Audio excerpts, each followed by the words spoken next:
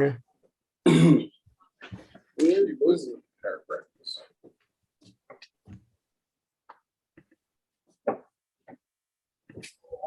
All right, you guys all ready?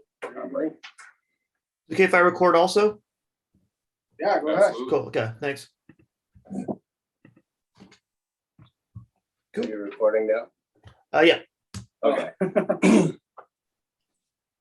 All right, everybody, welcome back to the Ironworker Podcast. It is a rainy day here in Salt Lake, but we have Dr. Tony from Upland, California on the show today. And we're going to be covering over some of the basic things about how to keep your body in shape and how to prevent injuries and how to take care of your injuries once you have them. Anyway. Yeah, one thing that is definitely something that ironworkers deal with on a daily basis is pain and injuries. I mean, keeping the hell out of our bodies is a big deal. So we're going to speak to you today on increasing the longevity of it. Good. First, our first topic, we're going to kind of go over who you are, how you got into chiropractic. We'll start with the first question. How did you grow up and where did you grow up? Have you been living in California your whole life? Yep. Yeah, I grew up in West LA, West Los Angeles area / Santa Monica. Went to school out there.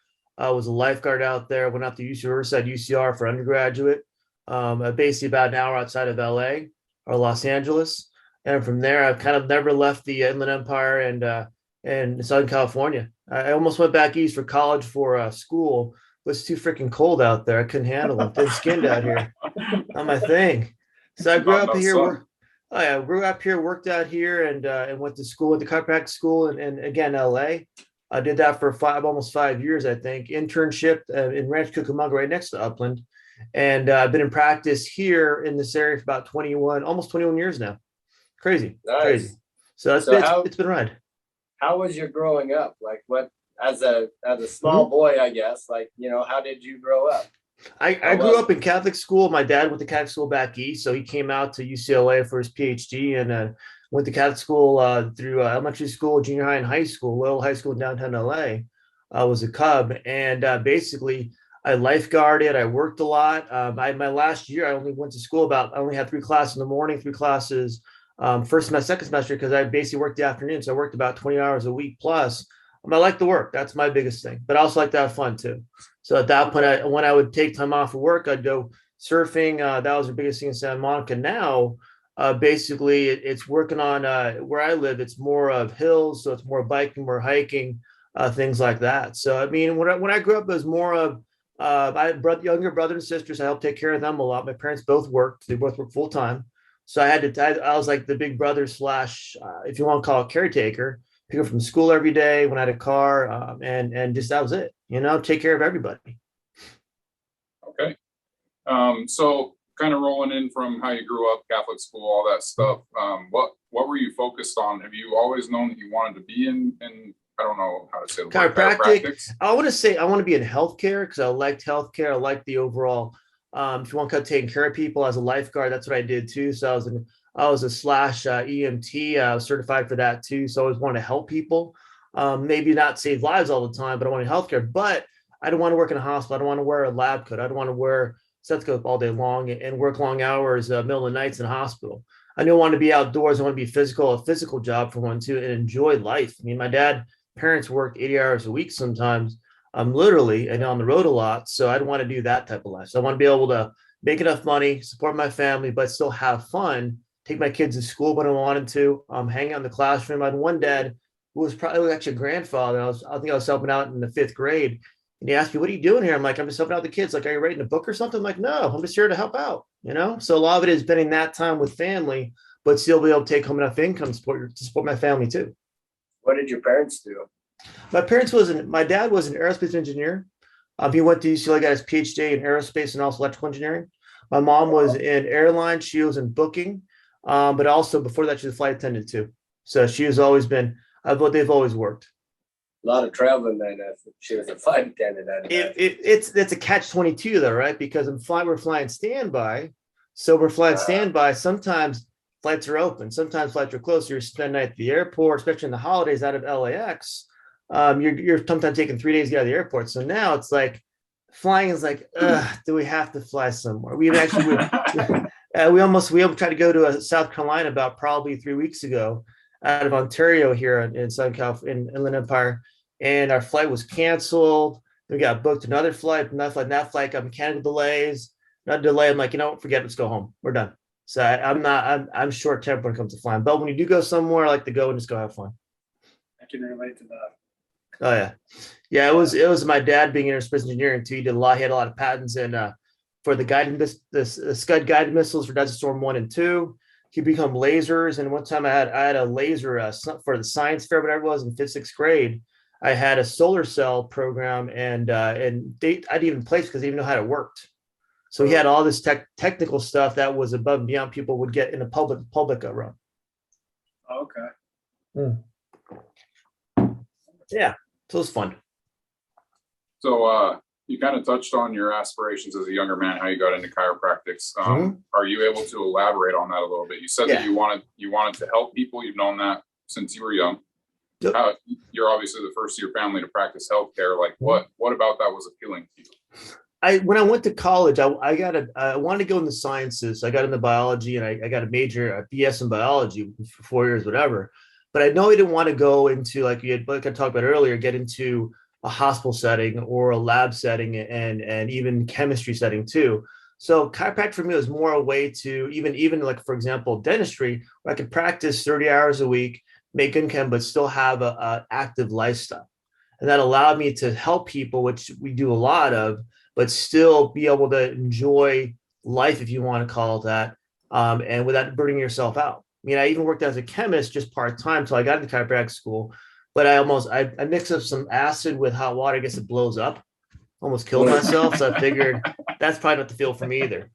So, yeah, I heard acid and I was thinking something totally different. Yeah, that's a different side note, I guess. So Speaking of the school though, sorry, I didn't mean to interrupt. Good. What is the schooling to be a chiropractor? Good. What did you have to do? It's about 10 semesters of hardcore sciences. And then really it's meant to basically kind of push you to how much can you study in one day. You go to school from 8 in the morning till about 4 in the afternoon. You study all night. You go back and do it again about 4 days a week for the first year or so. Because of that gruelingness of it, if you're not really into it, you're not going to make it. Half my class never graduated, so they quit. And now all these student loans, and half my class, even when you graduate, do something else because they can't handle the business side of the profession too. It's a combination of both. And the first semester, basically the first year, you end up breaking a cadaver down from the skin down to the bone. So you'll be able to handle the smell of formaldehyde all day long, dealing with the same people every day. I was driving from Upland, where I work now, all the way down to La Habra and back, which is about an hour and a half in traffic each day.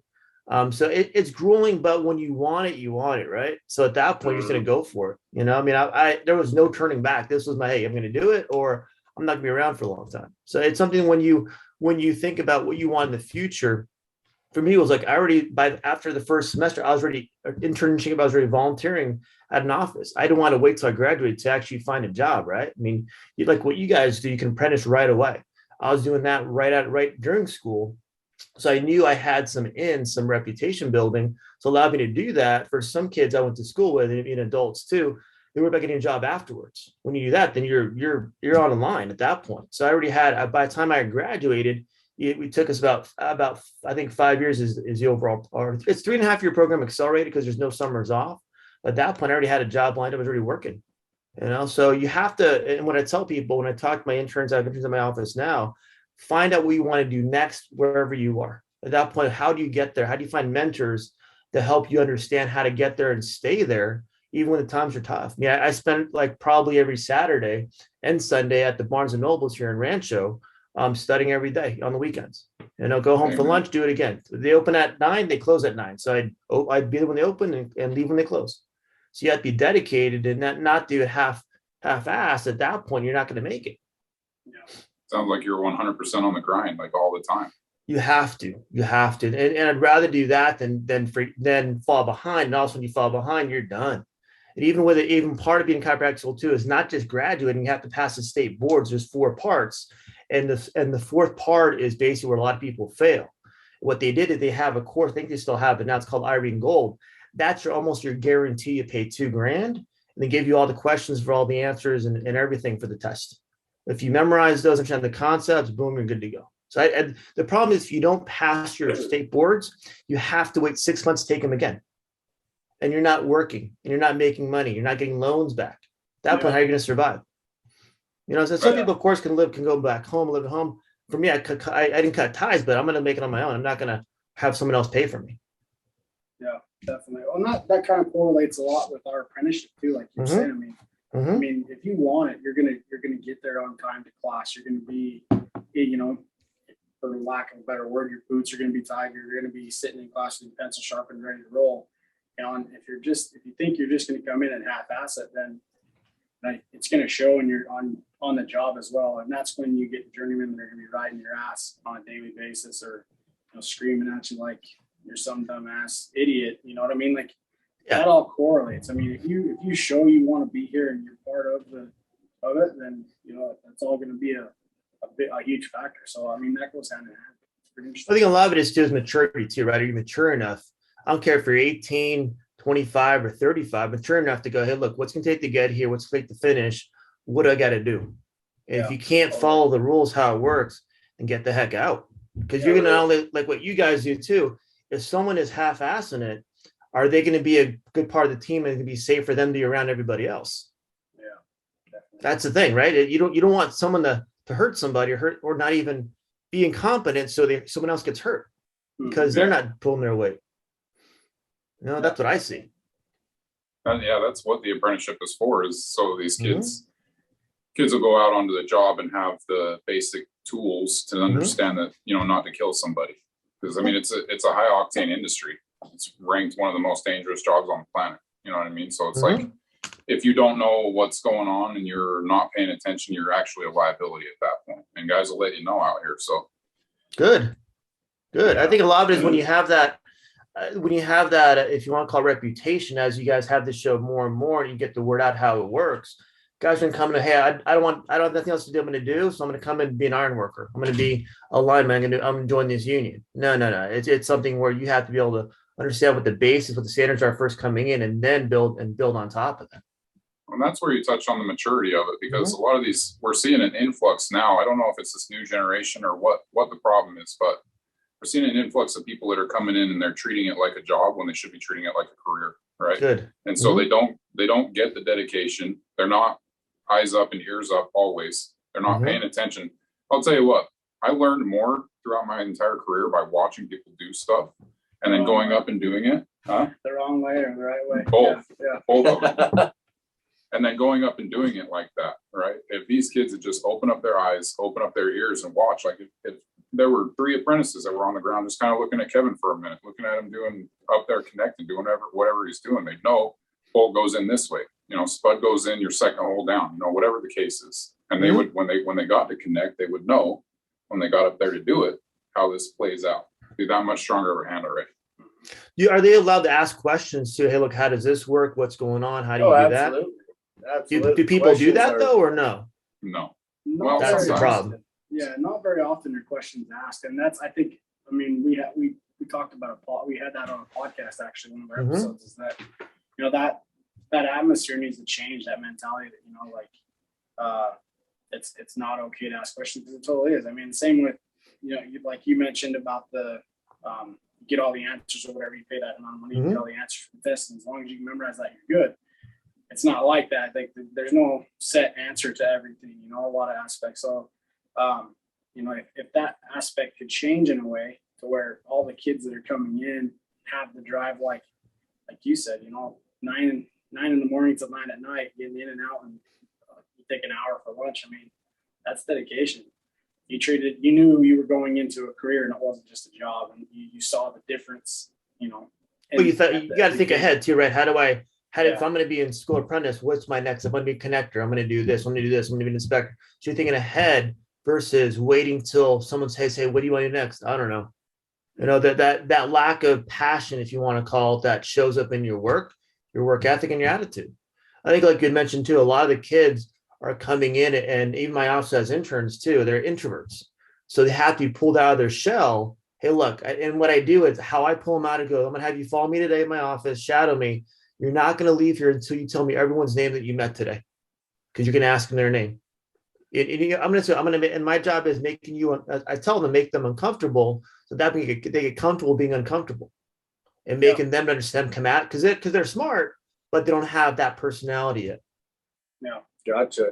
Well, speaking of your office, what's an average day like at work for you? Our days are pretty long. I work Monday, Wednesday, Friday. My partner works Tuesday, Thursday also. We're open 5 days a week. You see about anywhere from 85 to 95 people a day right now. And back in November, December, seeing about 110, 120 people a day. We push. We don't waste time. We see anywhere. We see union guys. We see union girls. We see families. We see kids. We see everything. We just don't waste time. We take x-rays in our office too. We take that. We have our staff when they come in the door, bring them back. They do the paperwork. We walk through what's going on. Show them the x-rays right there that same day. Same time. We treat them the same day if we can. So a lot of it is boom, boom, boom. Yeah, we don't waste time. We got to run. Excuse me, sorry, I didn't mean to interrupt you. What percentage of your practice would you say is construction care, taking care of these? Anywhere from like 20 to 30%. Okay. Is part of that process for one too. So we see a lot of guys that just really basically just need a break. They're physically broken down. When you get down to it, I mean, when they're working, say anywhere from 10, 12 hours a day, 5, 6 days a week, physically, mentally, they're just worn. And like you mentioned earlier too, the wear and tear on the body is it sore or is it an injury? And when you're sore enough, you build up what's called scar tissue. When you have scar tissue in your body acts like glue, that can cause things to tear, to strain, and even break. So my job is with the x-rays to see where there can be scar tissue, even though it won't show soft tissue, and let them know, how do we get this broken up so you have more flexibility, more range of motion? Because you guys are already strong. It's the flexibility, the lack of that thereof that makes things one become injured. Yeah, because you kind of develop a body that's too tight in a sense, right? So you're pulling too hard on your joints, and they're not having any kind of. It's almost like strengthening something too much. There's no give, right? Is that the concept? Exactly. There's no recovery time either. You guys are basically playing NFL football every day. You don't just play 1 day a week. So can we give them, if they can't, because like you guys know, you come home, you guys shower, eat, and go to bed, do the same thing next day. So can we give them that break if that's what they need? Take a couple of days off, take a day off here and there. That will get yourself back into routine if possible, and give them the tools how to stretch, where to stretch, where if your back's hurting, where it's coming from. So we kind of do our best job possible, not only treating them, but also educating them also, so they actually see why they're sore, see how they can actually treat their own body. Hey, when I feel this, I got to do this stretch. I have to make sure this every day because I'm working out every day. So it's a lot of it is, can we get people to understand? I don't care if it's a union worker or just a normal person. What is their stress level every day? How do we meet their stress level with ability to self-care, whatever that may be, and then make sure you can do it again for tomorrow. Once they're flexible enough along with strength, then they have also built endurance too to handle day 2, 3, 4, 5, and 6 and maintain that habit, hopefully, of stretching enough so they don't have another injury. And if they do, they take care of it right away. Go ahead. Sorry, no, you go ahead. Sorry, I interrupted you. No, go ahead. Good. I have stories I can tell you forever. Well, so talking about injuries, what are some of the most common ones that you see with the iron workers? Good. A lot of back injuries, low back injuries, because you guys carry a lot of stuff every day. And that relates to hip injuries, even what's called sciatica, where the nerves in lower back run down the leg, causing pain. So when we see that, a lot of it is, it's a guy's been working on the field for anywhere from, say, 5 to 10 years, but they've been living with it. They go, it wasn't that bad. It's not that bad. It's not that bad. And also they come in because it's really bad. When they come in, a lot of it is, they're like, I can't move, So a lot of it is once they come in, okay, my thing is always the question is, how long have you really had it? And a lot of it is, well, it started about 5 years ago. Okay. And when they have those back injuries and even nerve pain down the leg too, sciatica, it allows them to realize, let's take it back and see when it first started. Did you have an injury playing sports in high school? I have a lot of union guys, as you know, that did MMA fighting. They've had guys who did bull riding before too, that played college football. So a lot of it is those injuries carried over to the trade. Now it's hitting because now they're pushing their body even more. And then day 1, 3, 4, 5, and 6. So I work with them with is, okay, how do we figure out with the x-rays in the office, where's the injury coming from? Where's the pain coming from? And then once they see the light, go, that's where it's coming from. They see that. And we work on that with adjustments, yes, adjustments, chiropractic adjustments, but also how do we stretch that area? What do they need? Maybe a front hit, back hit, side hit stretch, maybe a back stretch too. And what I want to see is where they are in flexibility. How, and a lot of guys, yes, they're strong, where strength comes from, but a lot of them don't understand how flexibility works also. It's a constant stretch. It's not moving your arm or moving your leg all the time. It's a constant hold of a stretch where it's going to be uncomfortable. It's going to be sometimes a little painful. Definitely they have to figure out where their pain level is and bring that further up. Can they handle more discomfort to handle more of a stretch? We want that muscle ligament to continue to hold that tension to make the ligaments muscle stretch in the leg or the back or the hip so the spine loosens up. And over time, we talked about how ice works. Is ice good for their back too? And how that works. So I want to get them not only in the office to start doing some of this stuff, but also at home. That's the key. I only see them for maybe, when they come to my office, maybe the most 10 minutes. What are they doing the other 23 hours, 50 minutes a day when they're not in my office to stretch, to ice, to strengthen if they need to take care of their body, to rehab themselves when they're working and when they're not working. See, that kind of makes what you're saying about like keeping your muscles stretched. I mean, that makes sense. When I was doing a lot of puddle welding, being bent over 8-10 hours a day, I mean, my back never felt better. And I mean, yeah, it hurts for a while as you bend over, but once you get used to it and your legs get used to that, I mean, being bent over for 8 hours, your legs are stretched. I mean, you feel good, like your quads, everything's good. But when you stand up, then you feel like, you really think back, like, what the hell did I get myself into? But the question I have for you, though, is like when you assess those patients and everything, like, do you, like, as they come in, you look at that x-ray and everything, do you look for, okay, now say it's his back, for instance, do you plan for like future progress on that injury or whatever, or do you assess it for, okay, it's hurting now, how do we fix it now? Or what's your take on that, I guess? Good. Yeah, we actually do both. We want to make sure initially, where are we? Is it fixable in our office? Realize we're a chiropractor, we're not an orthopedic surgeon, not a hospital. So are they in the right place? That's the biggest thing. Is their pain high enough to where, hey, look, this might be broken, this might be torn, this might be outside our realm. If someone comes in and that, for example, that scenario where they're coming in severe pain, I'll tell them, hey, look, we got about 2 weeks of care with you. If you're this bad, if you're not getting better in the first few days, I'm sending you out for an MRI. I'm sending you out to an ortho. Let's make sure you're going to get better. Sometimes things get so bad, something might tear or break. They may be in the wrong place. So we want to make sure assess them right there acutely. Are we in the right place? That's step one. Once we're there, okay, now how do we get this thing? How do we help you understand what's going to take to treat this short-term, long-term? A lot of guys, it happens rarely where guys come in because they fell today. They fell earlier today. They fell yesterday. It's a chronic injury that we commonly see, that we're treating. So it's been there for a long time. We have to break down that scar tissue in the joint, get things more mobile inside the joint space. And then the soft tissues over time lengthen and move. Once you get to where, like you mentioned, to the progress, how do we know things are getting better? A lot of it is, okay, we've given some stretches to do. That's working out fine. That's going fine too. Now it's just sore. How do we now strengthen?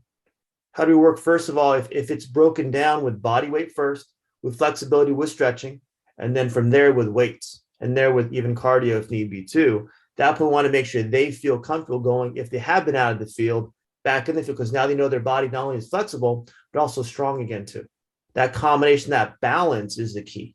When they understand that, once they get that where they feel like I have the flexibility and I feel no pain, feel strong, and then they know how to keep it there. They know what it feels like to keep it there. It's just getting them there first by breaking everything down wherever they are.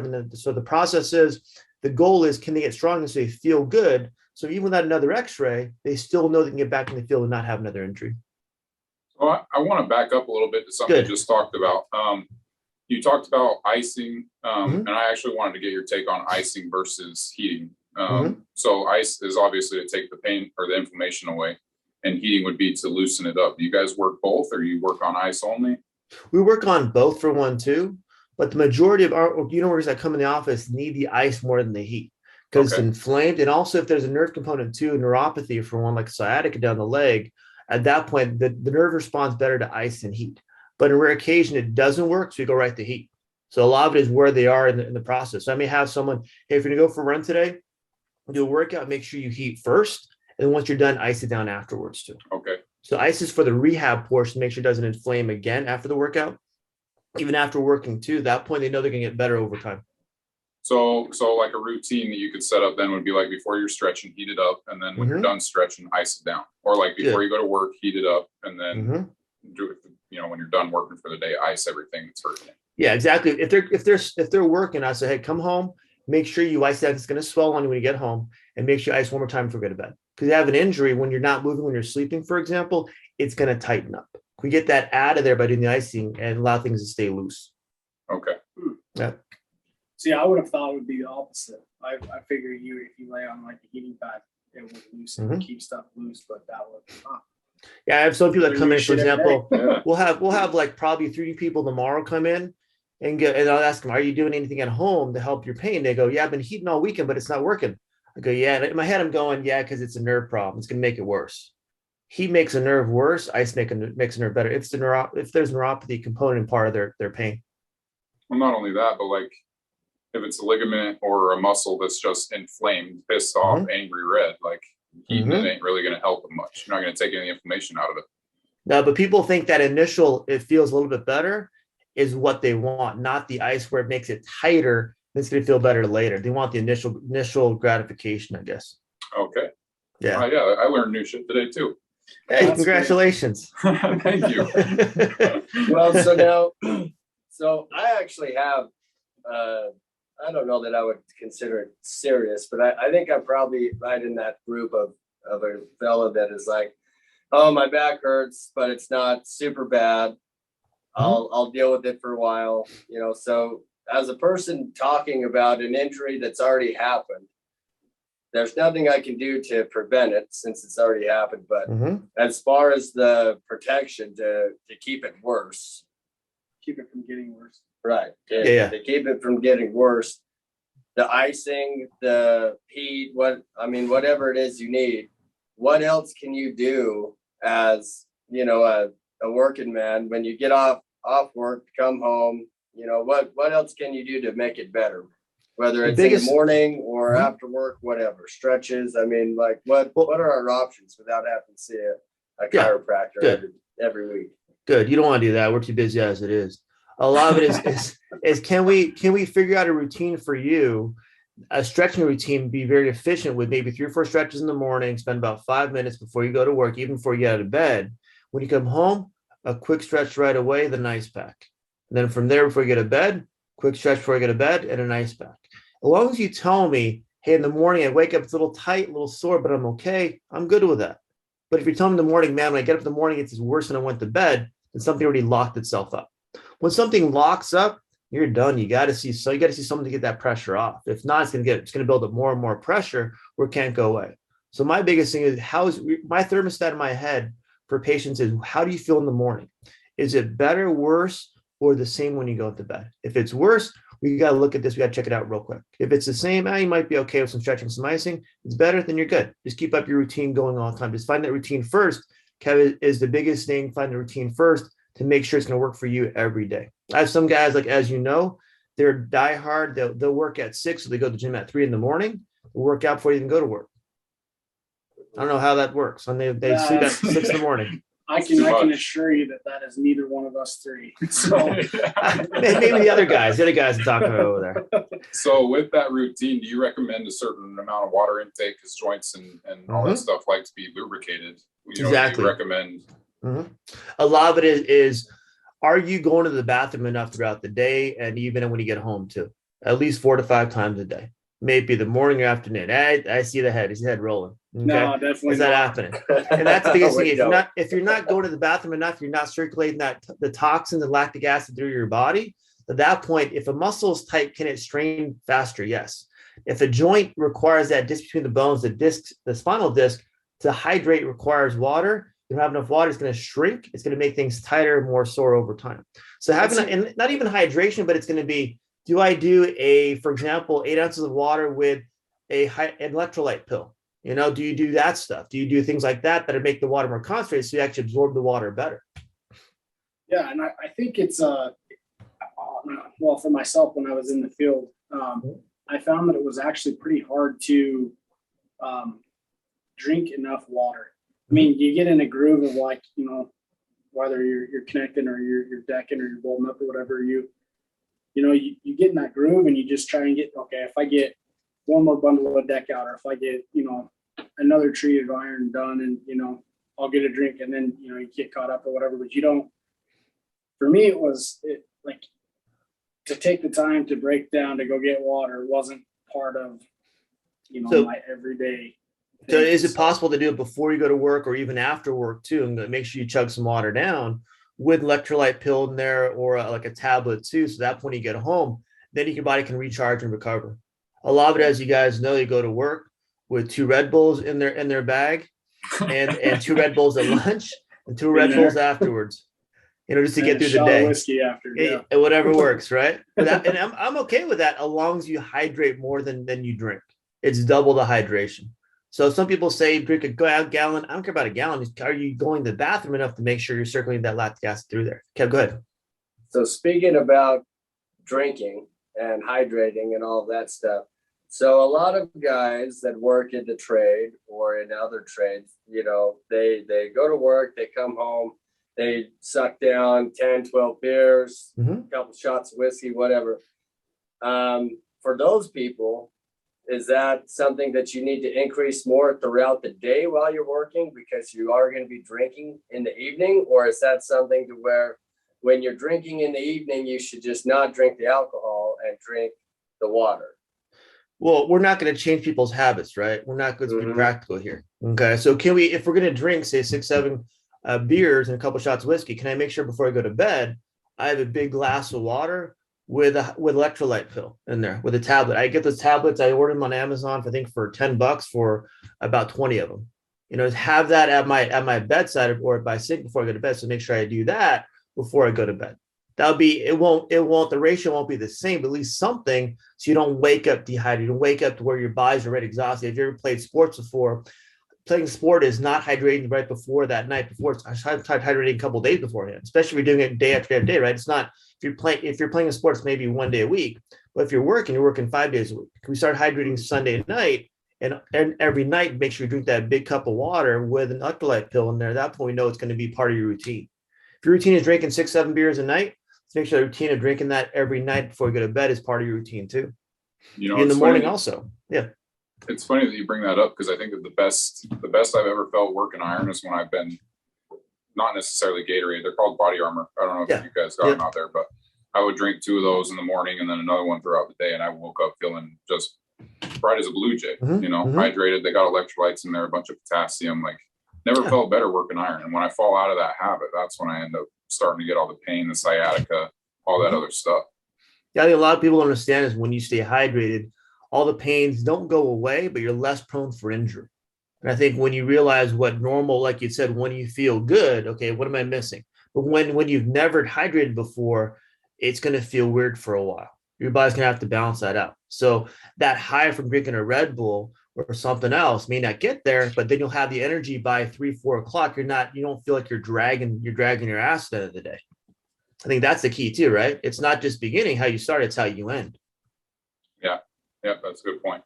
So I want to go back to kind of what Kevin touched on, and kind of see what your thoughts are on it. But how often do you see patients where the leading cause is that injury or the leading cause of the injury is from either drug or alcohol, whatever? Not very often. Not very often. There, and it's usually a secondary condition where, because they've been drinking or something else, they're taking even over medicating too. Now their bodies worn themselves down, so they can't work in the field. So physically, their body just can't handle the stress of what you guys do. So a lot of it is, okay, I'm going to help you with your body, but let me give you some guidance, and here's a number for a counselor or something else to get yourself now your head straight. I mean, we're all humans, right? We all fall off the wagon once in a while. Yeah, totally. I had a guy go in, he's went 90 days and then came out, he's $1 million. But he had to realize that, again, maturity, where am I in my life? What do I have to take care of? Do I have kids? Am I solo? So when they realize where they are, okay, you want to be around for the 20, 30 years. And I'm 48 years old. So sometimes the younger kids that I see that are 20, 25 years old, I'll talk to them like an uncle would. Hey, look, I'm not your dad, but if you're my son, I'd want you to do this, this, and this. Is that cool for you? Especially with the COVID stuff too, we had the last couple of years, I had probably had a dozen union guys tell me they lost an uncle, an aunt, a dad. I had one guy, he lost within 3 months, he lost his grandfather, his dad, and his mom. Oh, So wow. it's not only the drug or the drinking, it's the emotional stress on some of these people they deal with outside their work, right? It's not just working. How does their life affect them outside of work? And that may lead to drugs or drinking. And do they have a spouse or even one of your union brothers too, that they know, even a physical brother can help them get through that? Sometimes I'll see 2-3 brothers in the same family that are local 433, whatever it is, my office. So a lot of it is, can we give them, hey, make sure you talk to them today. I had one guy, you know, you guys know that he committed suicide on New Year's Day. You know, so you don't know these people's back end story. Sometimes and that was just out of nowhere. I had no idea. But sometimes they'll give little hints. So we'll talk to someone that they know, refer them in. Hey, can you talk to them real quick? See what's going on. So a lot of it is making sure outside the office they're taken care of, not only from a physical standpoint, but also emotional and a biological standpoint too. Wow. Oh, that's good. So what is the longevity of the people that you see? So what's it based on? Well, I don't know how exactly to word the question. So you were saying, like, if you're talking to somebody that's 20, 25 years old, you recommend these certain things to help them, you know, progress. But for these people that are going to be doing this trade or this job for, you know, 30 years, you know, that's a long time to be working your body as a tool. And how do we prevent that tool from breaking too early, basically? I think it's learning how to read your own body and whatever that might be for you. And we can give people tools on that. What point is it sore? What point is it injured? And when it gets to the point where at this point it's injured, we take care of that now. If I don't take care of it now, that's going to haunt me down the line. So I can't do this for 30 years.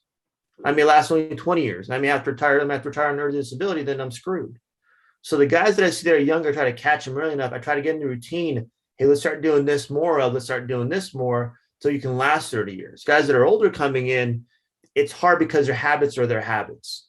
So if they're open for it, one guy come in, he couldn't even bend over halfway because his legs were so tight.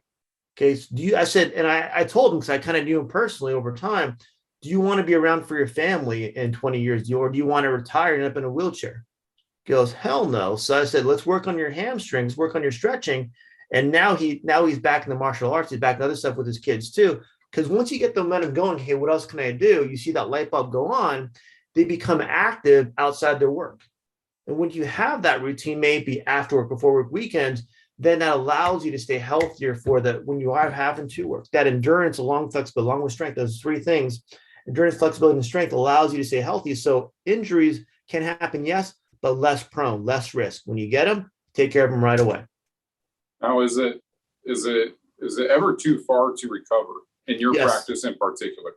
About 8 my workers that come in a year. Out of those that are bad, they take that they're severe pain, chronic pain. They've had previous injuries before. It's not the first time they've dealt with it. I take an x-ray of them. Okay, this is bad enough. The first week or so, not seeing results. Go get the MRI done. MRI comes back. Half of those MRIs tell me something's already broken. Between the bones is a disc. Between that disc is like your washer between the bones. That's your washer. Once that tears, you're done. Chiropractor will not help you. You need surgery. And once you have surgery, your body cannot usually not handle that load again of what you guys do. So we try to catch them early before that happens, so you don't have that career-ending injury. Because they go into the only way to repair something like that is spinal fusion or titanium discs, right? You can never, ever come back. Once you have that done, your ability to handle that load every day is going to be maybe 5% can go back, and it depends on where it is. A shoulder, a knee, maybe you can recover faster. Once in your spine, that's where your load is, right? Your lower back is where you hold, just standing, you hold 80% of your body weight is in your lower back. And you add other things you have to carry all day long. Come on. Yeah. You add your tool belt. How heavy would you guys guess your tool belts were? Fully loaded, I'd probably give it 80 pounds. Yeah. And it's every day. Extra 80 pounds on top. I'm a 296 pound human. Yeah. And you add another 85 pounds. I don't know what the math is on, but I'm up over 300 for sure, Yeah. and like, it's not going to happen. And you talk about from there, knee injuries, hip injuries, ankle injuries, you go to even shoulders, wrist, neck injuries too. A lot of it is, okay, I have one guy right now. He tore his shoulder about 3 weeks ago. Hey, look, it's time for an MRI. He's like, I'm not sure. I'm like, you need an MRI. We're not getting progress here.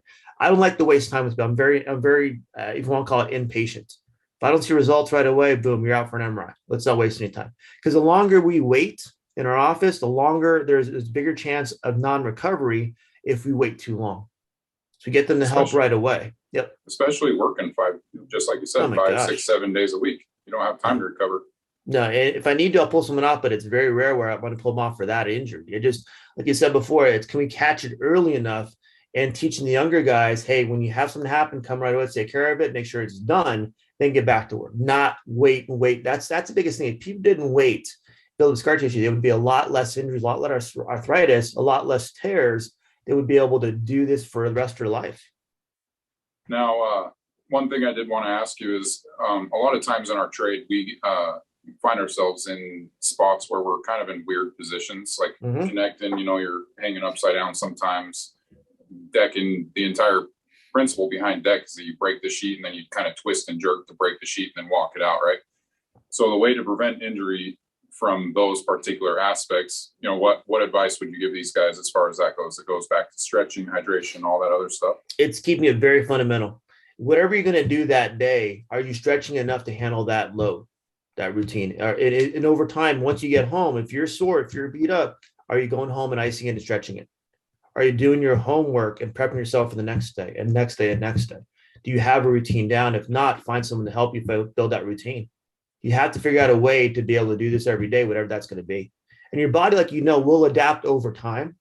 But in that adaptation period of, if you're decking or if you're connecting, adaptation period, at that point, that's when there's a chance of injury.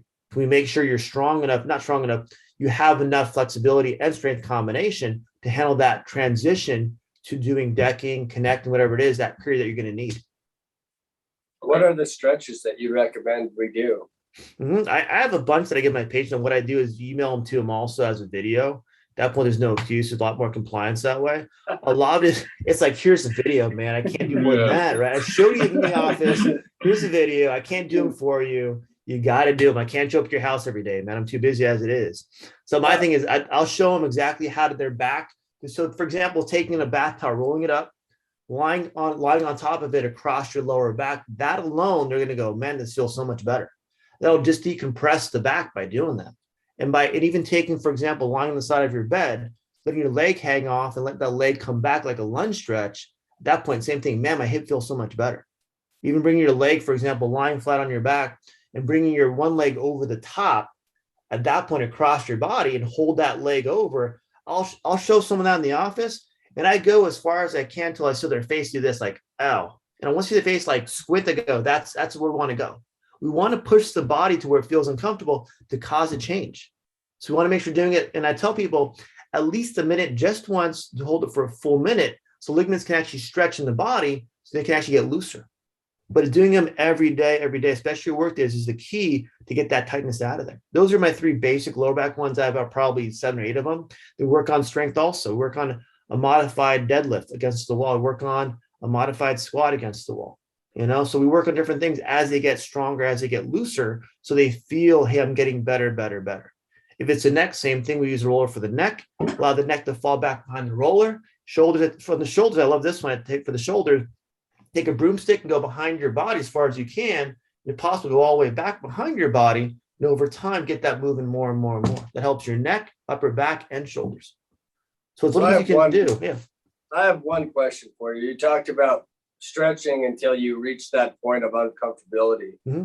How do you tell the difference between it being uncomfortable and you're pushing it in a positive way to where you're just affecting your injury more because like it hurts, like are you pushing it in the positive way or are you just damaging it more? Good. How do you tell the difference between that? When you're pushing your body, when you're pushing it and it wants to push back where it guards, and when you stop there, it doesn't release, and you got to back it off a little bit more. You can't go that far. So you want to make sure if I'm going to push, I'm going to push. and it starts pushing back, I'm going to back it off a little bit so I can hold it there and doesn't want to guard and tighten. So you want to make sure you're going right below that level of, I want to call it pain and guarding versus tightness, soreness, but it doesn't feel like it's going to guard and tighten even more. It's not going to resist you. Gotcha. That can I answer your question? Absolutely. Good. And again, my thing is I'll have patients sometimes hold it for 30 seconds to start. Once they're comfortable with 30 seconds, we'll go to a full minute. So it's a lot of it is, can we build up more time in that one stretch just to hold it? That's the key. That's actually another good question to ask you. Is there like a standard amount of time that you'd have to hold a stretch at your limit to increase the ligaments? Is it built up always? Do you start where you can and then work up to it? Like how does that work? I go for 30 seconds to start just so they're comfortable 30 seconds, but you want a full minute to actually cause ligaments to stretch. As with ligaments and muscles, they're connected by what's called filaments. The filaments is their connector to where once they start to stretch, they have to go beyond what's called the plastic phase to make them want to tear a little bit, micro tear, become longer.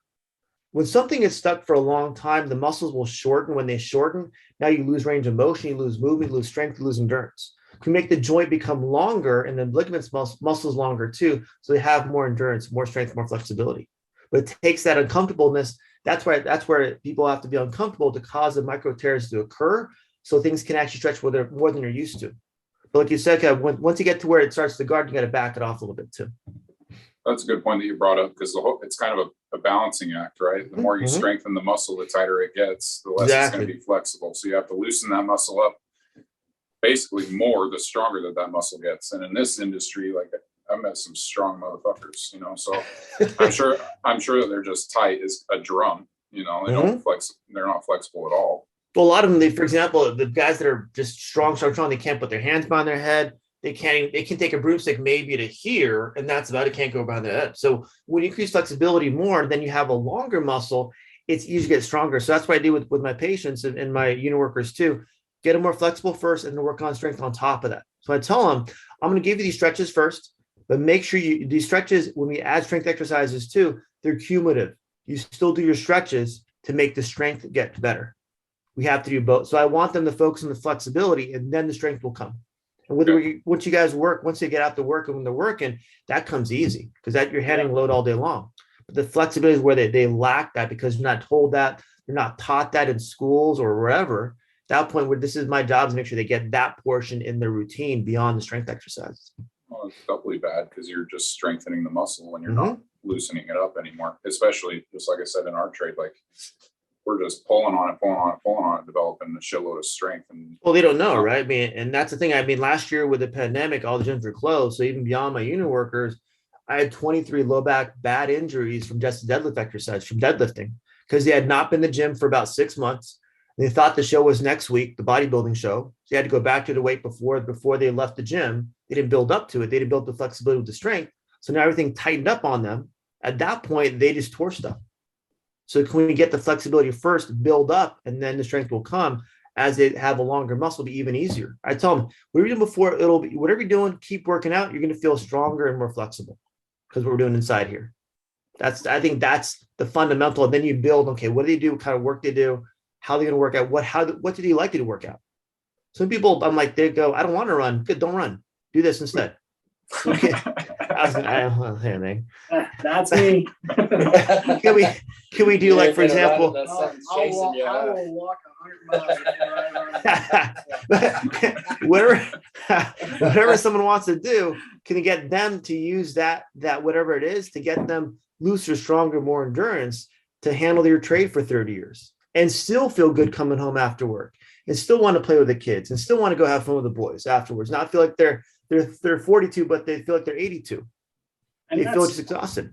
That's I mean, if we pull anything away from this conversation, I hope it's that I mean, the real important stuff is what comes after work. I mean, the time with the kids. I mean, I have a little girl, and it's hard when you come home and you're just tired and worn out, and just their kids have more energy than I don't know. Almost like anything beats them. Yeah.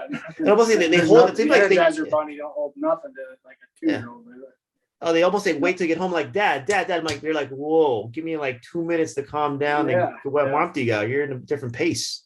But Yeah. if we're healthy, we could bounce real quick. Okay, quick shower, we hang out, blah blah blah. But I think when all of us do this, when we're in a trade long enough, we kind of becomes routine, and we can do it all the time. We don't feel like we have to do other stuff. So when we do that, we don't think about what I'm going to do after work to get myself ready for tomorrow and tomorrow. So when we think about tomorrow, how am I going to hang out with my kids Saturday if I'm not healthy during the week? Because now I take the weekend to recover. So how do we think big picture, like you had said, playing with kids, playing whatever you want to do at the gym too, or the boys at that point, go hang out. So I have one more question before we move on. So it's I mean, any iron worker that's listening to this podcast could probably tell you. I mean, you look in our safety meetings or whatever in the mornings that we do our flex and stretch or whatever we call them. Every iron worker there is just kicking off, or they're not paying attention, or they're half-assing it or whatever. I mean, how much pushback from the patients that you have? How much pushback do you get as you from those iron workers? I mean, when you tell them, okay, this is what I want you to do, and you give them the videos or whatever, I mean, it's at a point, it's like leading a horse to water, but you can't make them drink. And I think iron workers are about the most stubborn of all the trades. I mean, we're hard-headed and we do what we want, regardless of what a doctor tells us or not. So how much pushback have you had in that sense? Because they're coming in pain. Now they realize, oh, now I have an injury. Maybe I should have done those stretches before. Maybe I picked the wrong trade. So now their anxiety is up. When we're in pain, we listen a lot better, don't we? We go, okay, now what do I have to do? When you're a young kid, you feel nothing going on, they go, whatever. So I usually see them once they have an injury and go, okay, am I in the right trade? What am I doing? Where's the pain coming from? They listen a lot better. I try to catch them there. At that point, and I tell them, hey, look, it's not up to me. It's my back. I tell them my back's fine. I feel good. I work out every day. I'm flexible. I feel great. Yeah, I don't have to do the videos. For me, I stretch every morning. I do a 5 o'clock workout. I stretch 15 minutes before I leave my house, have a cup of coffee and go. That's my routine.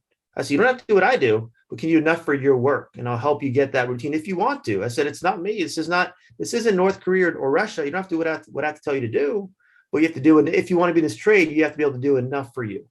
Yeah. And because they're in pain, they go, crap. Okay, I better listen. Yeah, I suppose it's pretty easy to make somebody stretch at the end of a gun, huh? It is once they go, okay, this is what's my other option? Because I've tried, as you know, there a lot of them are taking medications already. I had one guy come in for pain, and his wife would give 200, 800 ibuprofen in the morning for breakfast, 2 for lunch in his lunch box, and 2 after work. Supposed to take maybe 1 or 2 a day. They're living off this. If they've done everything else they can, coming to me like, okay, now what should I do? Sorry about that. That's a hell of a lot of ibuprofen. That's probably really bad on your list. Oh, ibuprofen, liver, bro. Norco, whatever you want to call it. It means some guys down here, they pass out at lunch. Hey, what color do you want today? Just to get by. Just to get by. Yeah. That's what I see. I had one guy, he was stopped going home. He lived out of the desert from where my office is, and he had a bunch of pills in his pocket. You go, what's this for? Well, it's for my pain. How come you have like 10 different ones? Well, my doctor gave it to me. I'm like, he looked like he was a drug dealer. He had so many pills in his pocket. What's your retention rate as far as like, you give these guys the stretches, they start doing them for the first week. Do you have a problem where guys start feeling better and then they give up on it and then you see them again? Do you have a lot of follow through? What do you see with that? It's about 50-50. Once they feel better, boom, I'm good to go. Good, perfect. Go, do your thing. When they come back a second time, they go, okay, what did I miss the first time? So a lot of it is retention for me is, did they get enough in my office to get back to work? And did I do my part to give them enough information in my due diligence so they know what they should be doing? Check your email. Here's your videos. Again, your emails don't get erased automatically. It's up to you. So mine is, once I see them, okay, I've done enough. And then the biggest thing I get is, hey, I have my new you guys come in, new patients. I go, how do you hear from us? Well, 3 guys in the job told me to come here, so I'm coming here. Well, 4, because he told me my back is beat up. So my retention is based on not only them getting better back to work and doing the stretches once they get there, but then telling the next guy, hey, this is what you got to start doing to get yourself healthy again. And go see these guys and tell you exactly what's going on with your back. So I'm catching guys and girls earlier before they become more surgical a candidate versus when they're younger, they can actually take care of their body. And Dr. Tony, it seems like you're genuinely invested in your patients. So, I mean, what would you say is, what's your why behind getting into chiropractic care? What keeps you doing it? Yeah. I love helping people. You know, my thing is once I see that, hey, I did well today, I feel less pain. I feel like it's quality of life, right? What's your quality of life? Can I help someone go from maybe if a scale to 1 to 10, 1 being no quality of life, 10 being their best, and get them from a 6 to a 7, a 7 to an 8, an 8 to a 9, and then give them also ways to stay that way. You know, my thing is I have interns in my office that I come to my office. I do, like you said, a podcast with you guys too. A lot of it is educating people how to get healthy. It's not very complicated. It's very simple. The follow through is very minimal because people are not read every day what to do. They watch TV. Here's this new drug for pain. Here's this new medication. Here's this new stuff out there. So my job is being the little voice behind their head. When they're ready to listen, they're here at my office because now they've seen me 5 different places on social media, on YouTube, on a podcast, where to go for pain, where to go to get themselves healthy. So I'm interested in my office. I teach them what to do also in healthcare. I do commencement speeches also with kids. And I tell them, let's get people to understand healthcare is about getting people healthy, not about medicating, not about this or that or absence of pain. It's about getting healthy and staying away so you can enjoy not only their work, their career, but also their time with their family and their friends. So at that point, they can actually be and stay healthy. So I'll do this until my arms fall off. Doesn't matter to me. I love what I do because I see that benefit for people coming back and, hey, look, now I can do this. Now I don't feel 82. I feel 42 because I am 42. That quality of life is back now. You know, and some people do it for the money. The money comes when you take care of people. That's the result. But you have to take care of people first. And because of everything we do in our office and outside the office, educating our patients allows people to know, hey, look, we're there to help them. So it's not just the adjustment, it's the lifestyle change they get once you realize what that thing is for them to keep them healthy. So it sounds like it's really rewarding when you're helping people reach that 6 to 7 to 8 level of the quality of life. But you've got to have like some type of crazy stories of something that's happened when you're adjusting people, right? I mean, we've talked about all the serious stuff. I want to know some of the wild shit that you've seen, you know? The first adjustment is always the best. The first one is the best for any patient. Doesn't matter, it can be anybody, guy, girl, whatever. There's 4 reactions. They just get their first adjustment. It's going to be either they're going to laugh, they're going to cry, they're going to speak in tongues, they're going to have Tourette's. With you guys, it's usually Tourette's. Yeah. Tourette's. I treated one guy, George Espinosa. He's a real good guy. Him and his wife were in the room, and I treated him, and he had Tourette's. He's a smaller guy too, Napoleon complex little guy, and he had Tourette's that day. and a lady next to me, Mary, in another room. She was in another room. Mary, she's about 90 years old. She's not a nun because she looks like a nun. So she has like the long dress, like the fluorescent whatever, and the bun, right? I go, dude, Sister Mary just heard you next door. What are you doing? Because no, she's not. And I'm like, whatever. So she can't hear very well. So I put George and his wife I have roll tables in the back. They do a little ice in the back table when they get their adjustments done. And then I bring Sister, I call her Sister Mary in the room. Okay, and she can't hear me. So I go, hey, Sister Mary, lie down next to George over. He wants to talk to you. He's like, oh my God, what did I do? What did I do? So it's just catching him off guard sometimes to enjoy that entertainment for me for what they're going through. Personal enjoyment. Oh, it's phenomenal. I'm entertained every day. I had one guy come in. He was huge, not an iron worker, but he was as tall as a door and as wide as a door. I adjusted his wife first, and he ran out of the room. And when I adjusted him, he ran out of the room. And I asked his wife, "What's going on? Why did he run out?" He is deathly afraid. So I asked him, "Can we videotape him?" We videotaped him. You got video. You got video of some of this shit. I try to video the first adjustment every time if I can, if they're open to it, because that's the best one. You don't know what's going to happen. I adjusted him. I adjusted his neck, both ways, back both ways, low back both ways. He screamed like I was stabbed with a knife every adjustment. It's one of my best videos out there. He was screaming top of his lungs the whole time. And his wife's like, what are you doing? But it made a great video because at the end, he's like, I feel so much better. It was great. So you don't know what's going to happen.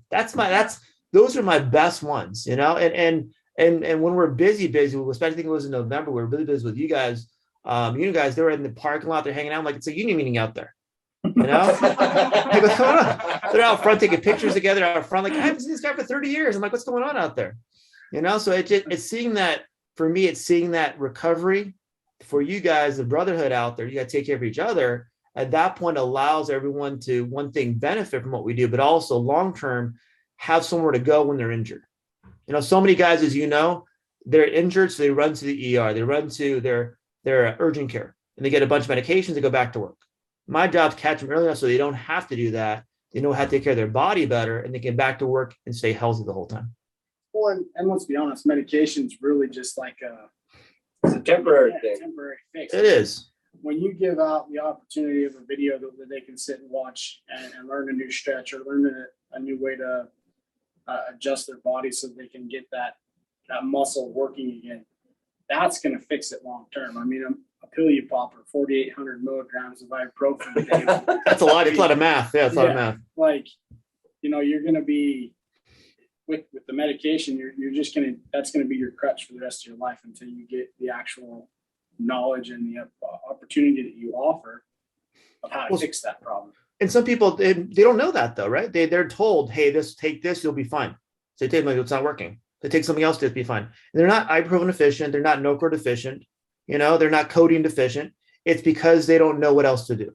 So I pull from my perspective, hey, they're naive. Let me help them understand how to take care of their body. You know, it's not taught in school. It's not taught anywhere else. You have to be able to learn it from someone with your body, right? Everyone's body is different. When we went through anatomy in school, our teacher said, hey, this is the book. This is what we say, but everyone's body does not fit this book. So you figure out what's going to work for you based on your past injuries, based on your lifestyle, based on your body type. What's your eating habits like? What's your hydration level like? To what do you do at home? How do we adjust that slowly so you learn what feels better for you? How do you realize, like I said, how do we get the body and you to change the mindset first? Once you feel better, boom, I got him. Once it feels better, I'll trace back and go, why does it feel better? Well, because I'm doing something different. So once they tell themselves doing something different, they go, okay, why is that? So I have them verbalize it so they know it's them doing it, that they're causing change in their body. It's always up to you what you want to do. I personally feel like you're doing the Lord's work because I know that us, especially as a breed of men in this trade in particular, I can't speak for the rest of them because I haven't worked any of them, but we're particularly ignorant to our bodies. And I'll use the word naive though, because you just don't know. You know, I think that's a better word for me because you were never taught, you were never told what works for your body. You know, people, unless you go into work after you've done becoming a master weightlifter or a trainer or physical therapy school, which doesn't happen very often, you don't know how the body works. You're just going to go work, you know? Yeah. So that's usually and then you learn as you go, right? Problem is you want to wait too long where now your body's so broken down it can't fix itself. And that's what I was touching on because I mean I've known plenty of guys, including myself, that'll do exactly what you said. Wait that 5 years to get the problem looked at because they're just too goddamn stubborn to go in there and get it done. You know, I call it work ethic.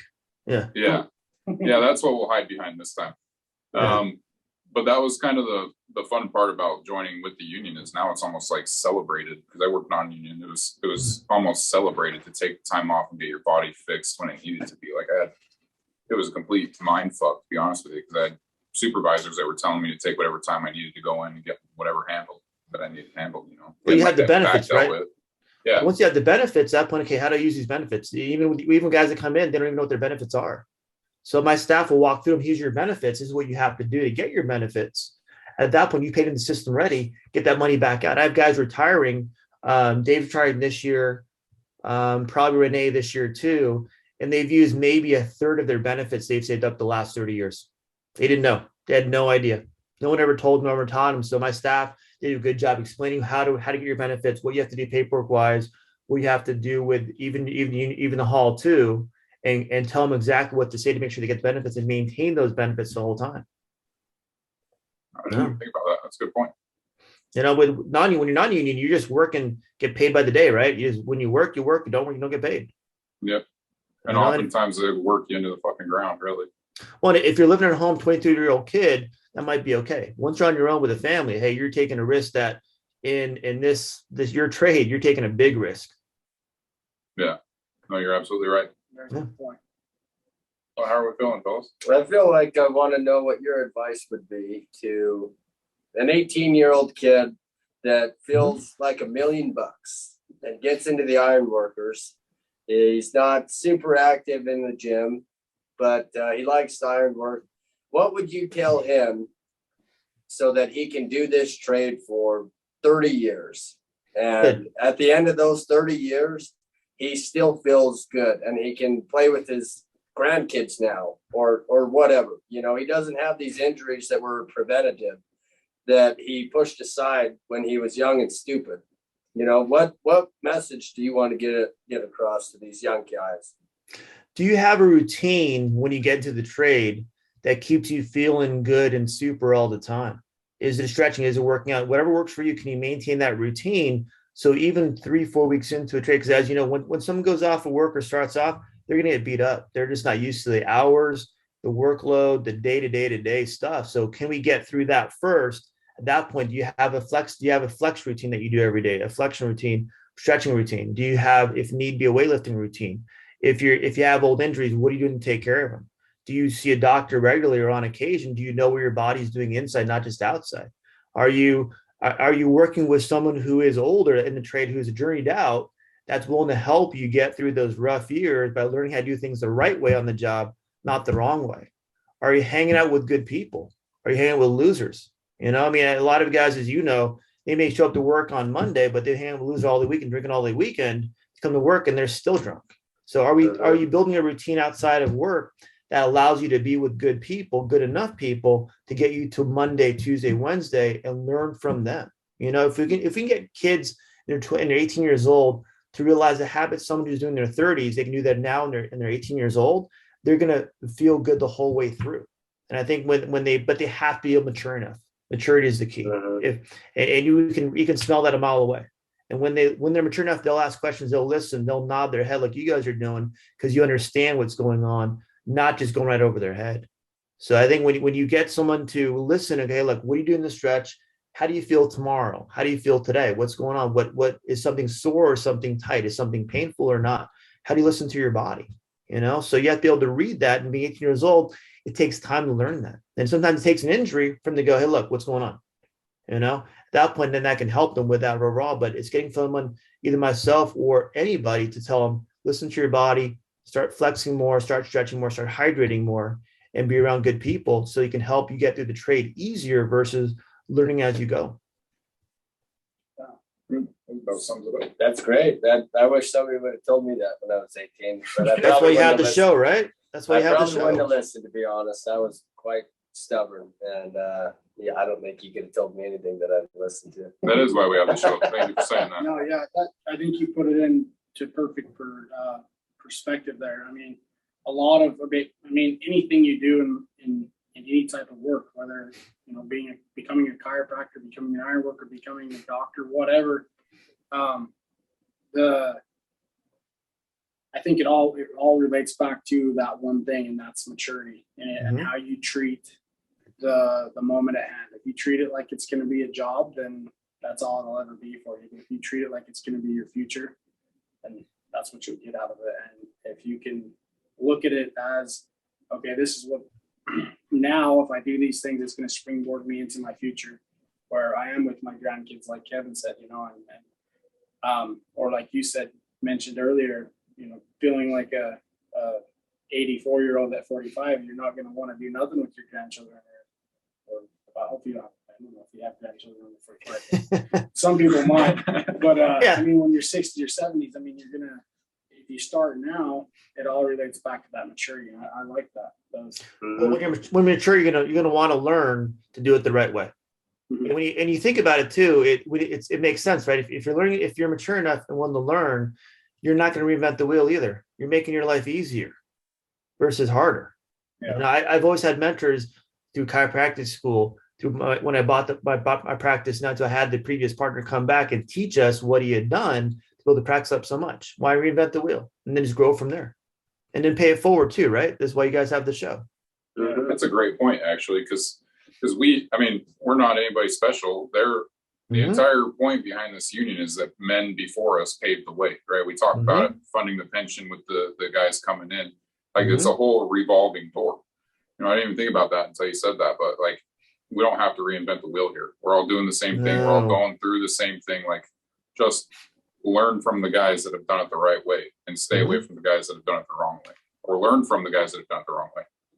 And technology doesn't change too much, right? I mean, it's the same thing every day, but can you endure every day? Can you do this a little differently? Can you be more efficient here? Can you work with someone over here that may not be doing the right way? At that point, your whole team gets better. It's safer environment. You get the work done faster. You don't waste time. Once someone lags behind, most jobs they drop them. So then you lost someone else too. Now you're short a guy. Pick someone else up that's sitting on the side because he can't work because he's not doing the job either. So can we allow everyone to learn from what they've done right or done wrong, and at that point move forward and be more, if you want to call it, more proactive? Yeah. Well, Dr. Tony, we appreciate your time. Now we'll let you get back to your family and enjoy your weekend. But thank you so much for coming on and visiting with us and sharing your knowledge. It's been, it's been beneficial for us three, to say the least. I mean, for our 10 listeners we have or whatever, I mean, I'm sure they'll think the same as well, hopefully. So we just want to appreciate you for your time. But more than that, like, we want to say thanks for actually giving a damn about your patients. I mean, it's very clear after this conversation, you honestly care about their well-being, and that shows, and that to me speaks volumes. So thank you to that. Yeah, it's a blast being on shows like this. I mean, a lot of it is, can we help the next generation? Someone watching a show maybe 5 years from now, go, hey, look, what did they say? What they do? It's like I said earlier. It's when someone wants to learn, they'll actually understand and participate and actually change their lifestyle. But it's up to them. You can't change that. I put videos out every week, whatever it is too. It's when they make a change in their life, maybe because of an injury or not, that when they get themselves healthy and stay healthy. You guys doing a great job with this. Keep it going. It's only been a couple of months, right?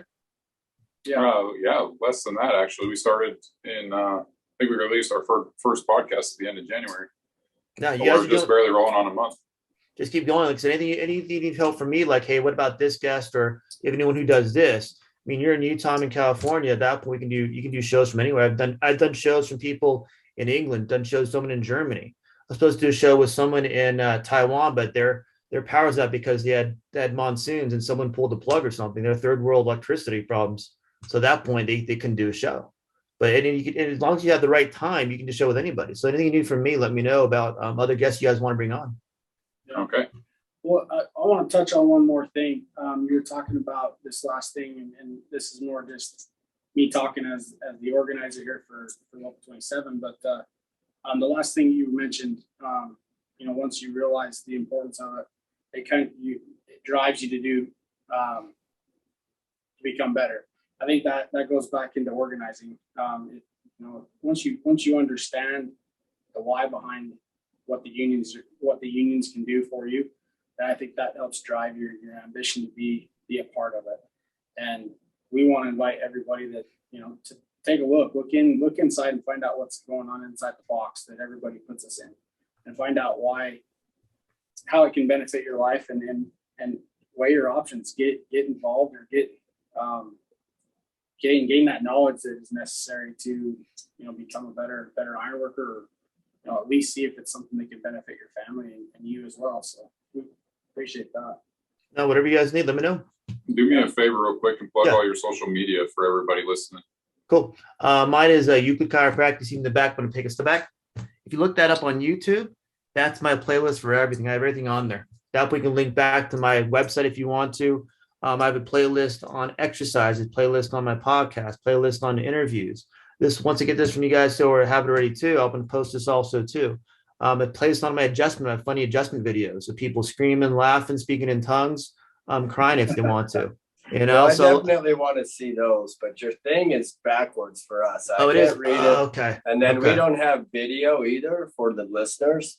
So Well, I'm gonna have the video up on my, if that's good, you guys on my YouTube. Yeah. So I'll post there first, that one we'll get it going. But if you can look at it, just Euclid Chiropractic, EUCLID Chiropractic. If you can't look that up, then Google it. And I'm up in California, but my basic thing is if you can just find a chiropractor and help you walk through your lifestyle changes, it'll spend 10 minutes with them. It'll save you a lot of injuries in the future. You know, and I'm gonna post. I'll give you also my stuff too. My links to my Instagram, Facebook, TikTok, all that stuff too. Okay. Awesome. All right. Appreciate you. Thank you very much for your time. Thank you, Hey, Tony. good luck with your Tony. show, guys. Keep it going. Okay. Appreciate Have a you. wonderful All night. right. Thank you. Thank you, guys. Bye. Bye.